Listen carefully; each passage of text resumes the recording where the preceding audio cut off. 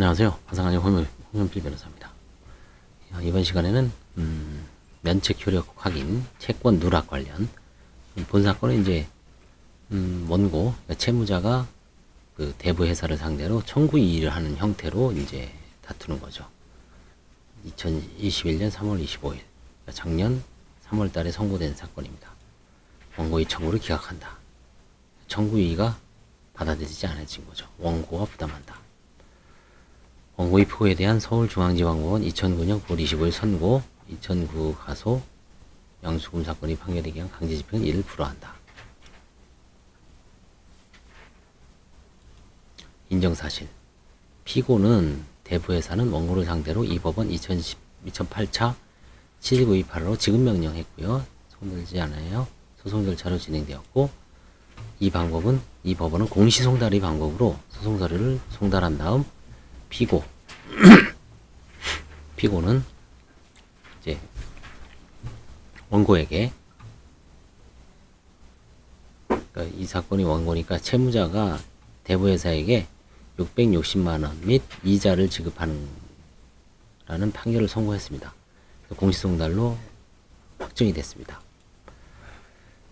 그래서 이제 원고는 여기서 이제 채무자죠. 채무자는 2011년 4월 1일 이 법원에 파산 및 면책 신청을 한 겁니다. 2011 하면 이 법원은 면책 결정을 하였어요. 2012년도에. 이 사건 파산 및 면책 신청 절차에서 원고는 피고의 원고에 대한 지급명령, 이 판결, 지급명령 결정 판결을 채권자 목록에서 기재하지 아니했죠. 그래서 원고의 주장. 원고는 법무사에게 위임하여 이 사건 파산 및 면책 신청을 하였고, 법무사는 실수로 이 사건 채권을 채권자 목록에서 누락시켰다. 벌써 이 사건은 여기서 패했죠.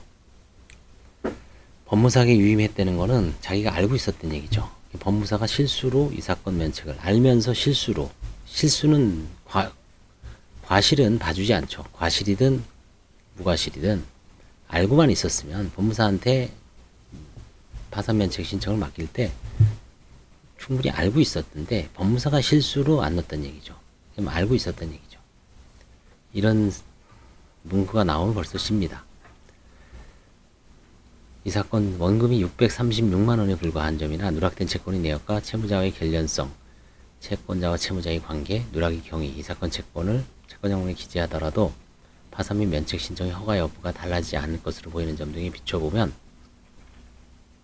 원고가 악의로 이 사건 채권을 채권자 목록에서 누락한 것이 아니라 할 것이므로 이 사건 채권에도 면책 결정 효력이 미친다. 판단. 관련 법리.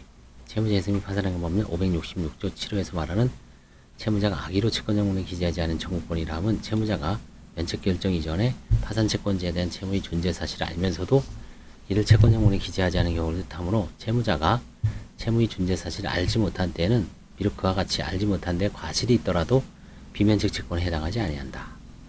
달리 채무자가 채무의 존재를 알고 있었다면 과실로 채권자 목록에 이를 기재하지 못하였다고 하더라도 비면책 채권에는 해당한다. 이와 같이 채권자 목록에 기재하지 아니한 청구권을 면책 대상에서 제외한 이유는 절차 보장이죠. 그렇죠?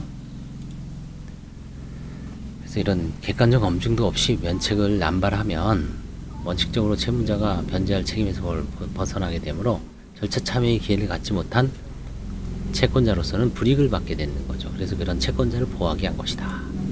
따라서 사실과 맞지 않은 채권자 목록에 작성에 관한 채무자의 악의 여부는 566 7호의 규정 취지를 충분히 가늠하여 이런 여러 가지 관계, 경위, 부합 여부 등 여러 사정을 종합적으로 판단해야 되고, 단순히 채무자가 제출한 자료만으로 면책 불허가 사유가 보이지 않는다는 점만을 들어 선의를 쉽게 인정하지 말라. 이 사건에 관한 판단. 원고는 부채증명서를 발급받았죠. 이 사건 파산 면책 신청하기 직전인 2011년 3월 23일에도 피고로부터 부채증명서를 발급받았어요. 피고로부터.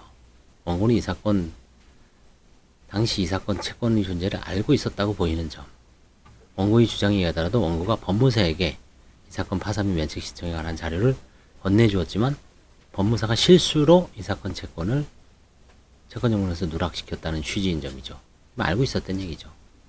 원고는 이 사건 면책 결정을 받고 그 결정을 확인하였을 것임에도 이 사건 채권이 채권자 목록에서 누락된 것에 관하여 별다른 조치를 취하지 아니한 점 등을 종합하여 보면 원고는 이 사건 파산 면책 결정을 받고 만약에 그때 누락된 거 알아서 그럼 잽싸게 파산 폐지 및 면책 결정에 대한 항고를 해서 파산 폐지를 막고 거기서 수정해야 됩니다. 파산 면책만으로는 안 되는 것 같아요. 최근에 제가 검토해 보니까 파산 폐지 및 면책 결정에 대해서 14일 이내에 항고를 해서 항고 절차에서 파산 절차를 다시 살려서 폐지 절차에 대해서 항고를 해야 될 것 같아요. 이런 기회가 있죠. 원고는 이 사건 면책 결정 전 피고의 원고에 대한 이 사건 채권이 존재하다는 사실을 알았음에도 과실로 기재하지 않았다고 보면 상당하다. 따라서 법무사가 과실로 기재하지 않았다고 하더라도 이는 비면책 채권에 해당하죠. 알면서 안 한 거기 때문에 면책 결정 효력이 미치지 않는다. 따라서 원고의 청구는 원고의 청구의 이수는 인정이 안 된다. 따라서 원고의 청구는 기각하고, 그죠? 판사, 박희근 판사 기각시켰습니다.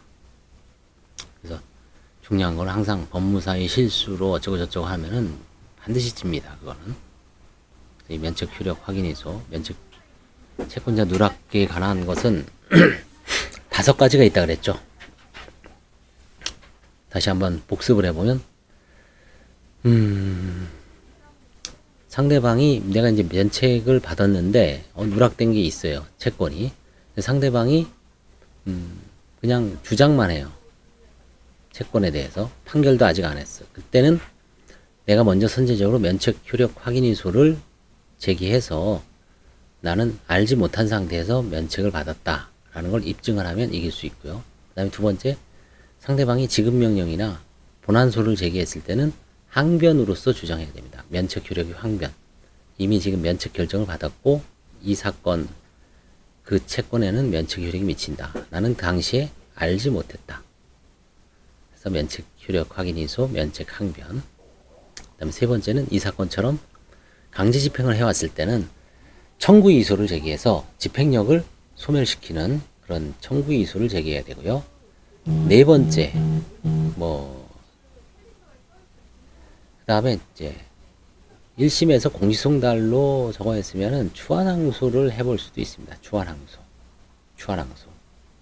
아직 그 집행도 안 나고 1심 공시송달 판결만 있을 때는 추한항소를 통해서 한번 다퉈야 됩니다. 저도 지금 추한항소하고 있는 게 있고요. 다섯 번째는 논란이 있는데, 이거는 소설 청춘파산에서도 맨 마지막에 나오죠. 강제집행 2로서 강제집행에 대한 이의신청으로서 그 효과를 본 사안인데 약간 논란이 있을 수 있습니다.